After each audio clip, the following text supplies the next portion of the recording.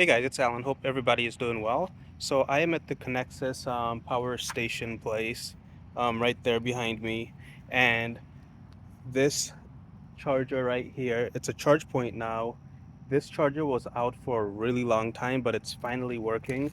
So it's good to see that they have it back set up again. If I touch it, we can see that it's a 62.5 kilowatt DC fast charger, which is an improvement on before.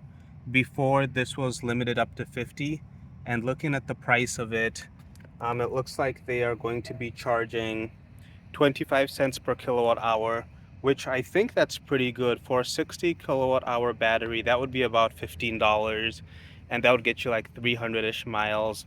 So that would be the equivalent of probably $50 to $60 of gas. So yeah, that's a pretty fair price for electricity.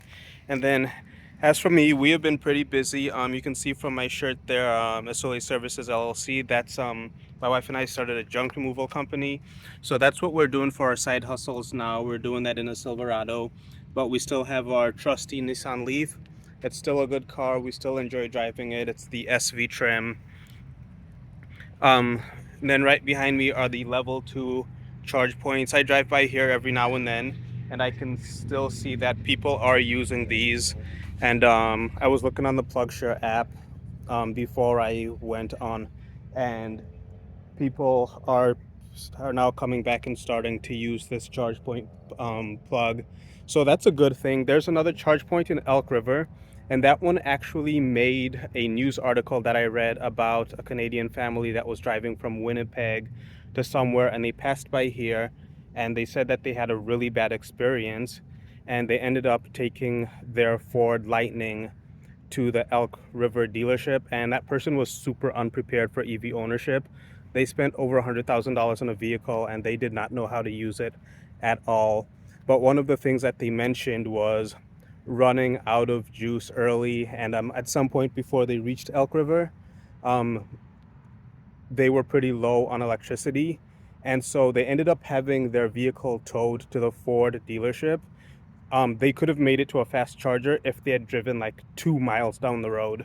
So I don't know if that was just out of ignorance or if they were just um, not. I don't know.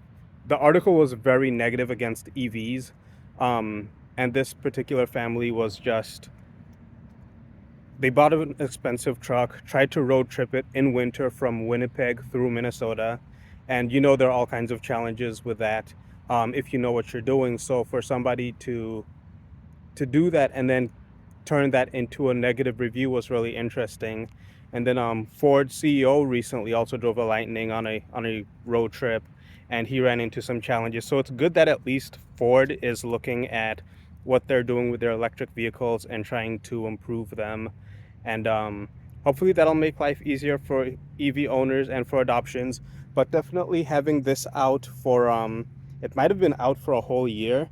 I've not had to fast charge any of my electric cars for definitely for the last 18 months. But I do remember stopping by here and seeing that at first, the previous, it was the Shell Company one, it was dead for a really long time, and then it got removed. And we can see that we still have the outline around the cement here. So this is relatively new. I think this went back live in July. So it's just cool to have that option available.